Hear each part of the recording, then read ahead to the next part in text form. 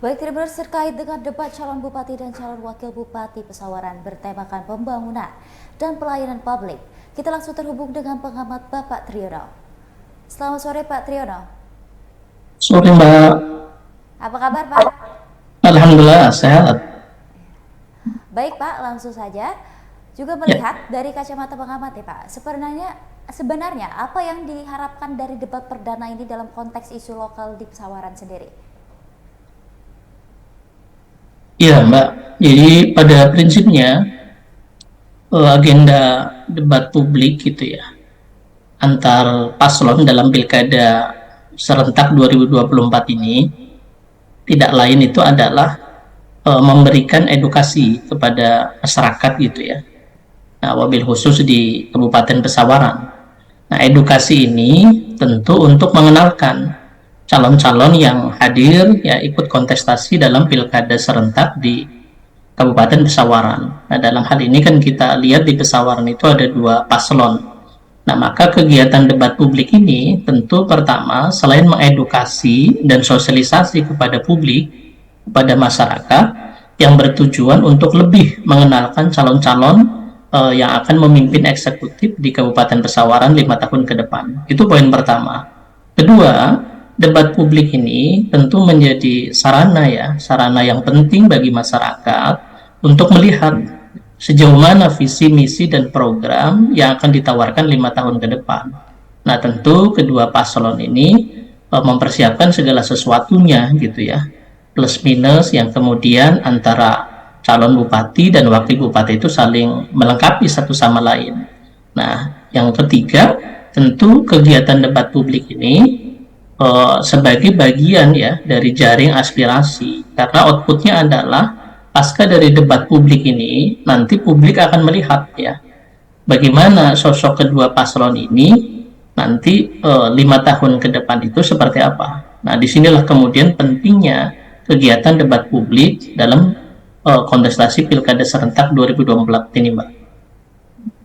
Baik Pak Trino, sedangkan dalam debat kedua paslon tersebut, sebenarnya mana sih Pak dari kedua paslon yang kira-kira lebih menguasai tentang pembangunan sosial dan pelayanan publik kali ini?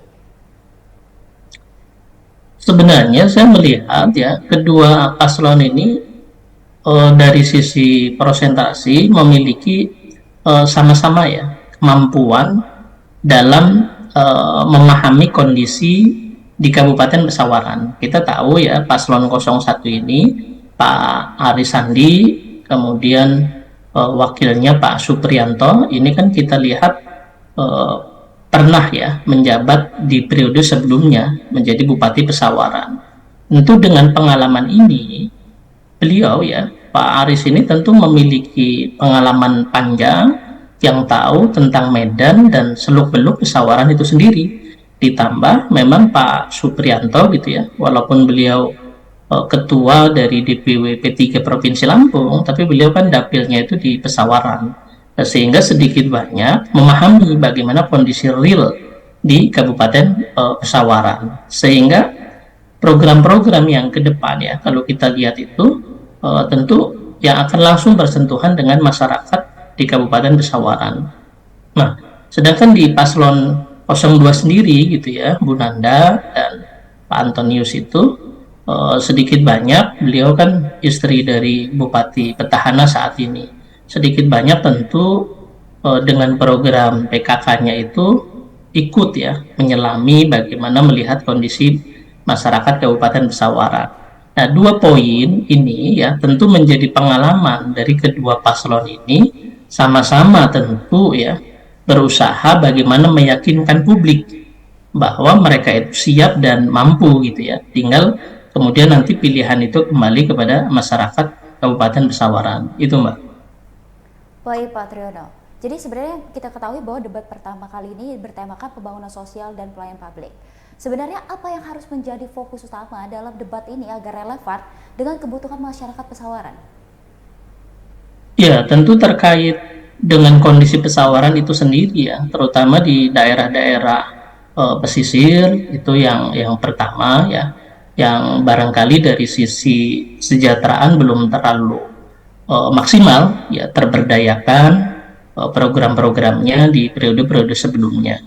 Nah, maka ini tentu menjadi sebuah tantangan dan peluang bagi kedua calon bagaimana daerah-daerah pesisir itu juga menjadi konsen pemerataan pembangunan di Kabupaten Pesawaran. Kedua, tentu terkait dengan pendidikan ya. Pendidikan bagaimana anak-anak di Pesawaran itu diyakinkan bahwa mereka itu pendidikan itu bisa selesai cuma 9 tahun gitu ya. Nah, kemudian terkait dengan angka stunting di Kabupaten Pesawaran itu juga seyogyanya menjadi konsen gitu ya. Paslon dalam merumuskan program-program ya ke depan. Nah, kemudian terkait dengan akses kesehatan gitu ya, yang mudah didapatkan oleh masyarakat gitu ya. Nah, hal-hal seperti inilah yang biasanya kecenderungan masyarakat itu eh, mengharapkan gitu ya, berharap ada pemimpin itu yang mampu menjembatani dan memberikan pelayanan publik kepada masyarakat gitu ya, dengan pelayanan yang maksimal, yang tidak hanya setengah hati tapi betul-betul maksimal. Bagaimana akses kesehatan, akses pendidikan, kemudian akses air bersih gitu ya, itu terperhatikan dan terberdayakan apa-apa yang menjadi kebutuhan ya primer di masyarakat Pesawaran itu sendiri, Mbak. Baik Pak Triono, lalu tadi kan Pak Triono menyebut bahwa debat ini untuk mengedukasi tentang kedua paslon tersebut kepada masyarakat.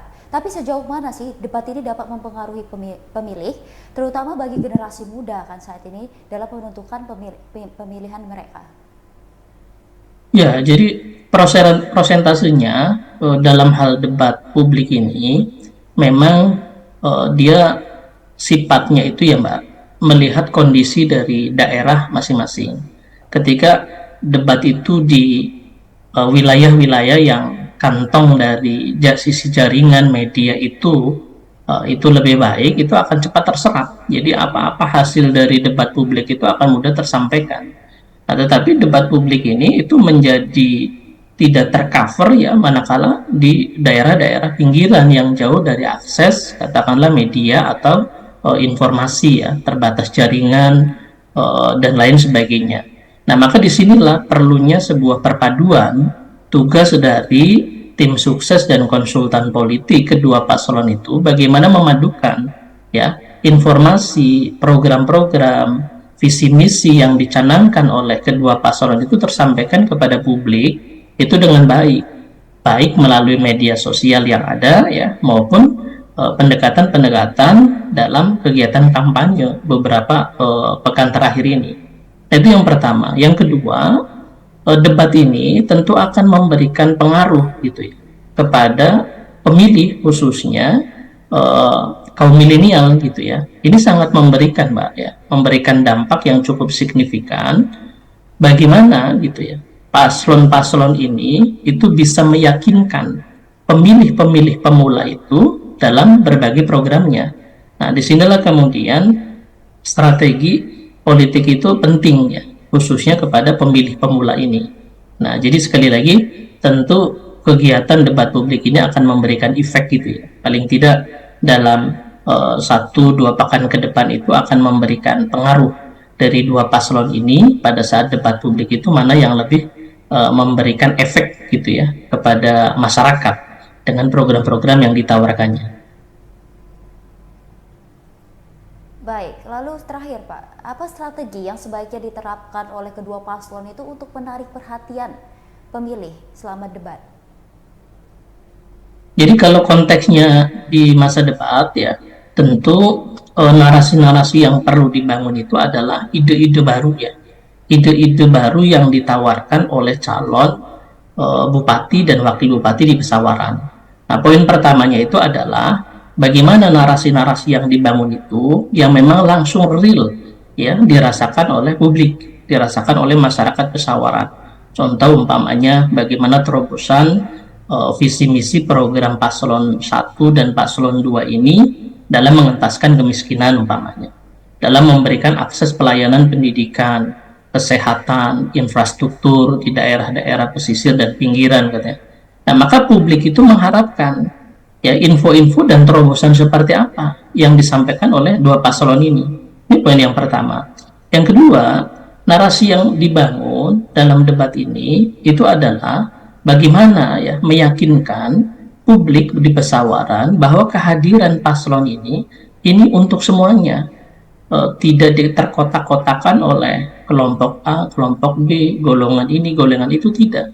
Tapi memang mereka hadir betul-betul sebagai seorang pemimpin, pelayan masyarakat, pelayan publik yang siap gitu ya, memberikan, meningkatkan dan membawa kemajuan untuk Kabupaten Pesawaran. Itu poin yang kedua. Kemudian yang ketiga, tentu debat publik ini gitu ya, publik itu berharap betul gitu ya, bahwa tidak hanya sekedar formalitas kegiatan debat publik ini, tapi ada esensi yang memang betul-betul disampaikan kepada publik, meyakinkan publik, sehingga pada saat 27 November nanti publik itu menjadi yakin, ini loh pilihan saya, ini loh pilihan saya gitu. Ada sebuah keyakinan pasca debat publik ini. Nah, tentu sekali lagi kita berharap gitu ya, kegiatan debat publik ini tidak hanya sekedar formalitas semata, nanti di debat publik kedua lebih ya menyentuh kepada isu-isu krusial yang memang dihadapi, yang dibutuhkan oleh publik, masyarakat di Kabupaten Pesawaran. Dan sekali lagi, kondisi masyarakat kita saat ini itu adalah membutuhkan solusi. Ya, membutuhkan solusi terhadap problem-problem yang dihadapi di daerah, kemudian apa program-program yang meyakinkan ya, yang relevan dengan kebutuhan masyarakat di Kabupaten Pesawaran. Itu poin yang diharapkan oleh publik saat ini. Baik, jadi masyarakat memang butuh solusi ya Pak ya. Mungkin itu Betul. saja ya Pak Triyono. Terima kasih Sama-sama banyak Mbak atas Novi. informasinya bersama dengan kami sore hari ini. Nah, Terima kasih Pak. Mbak.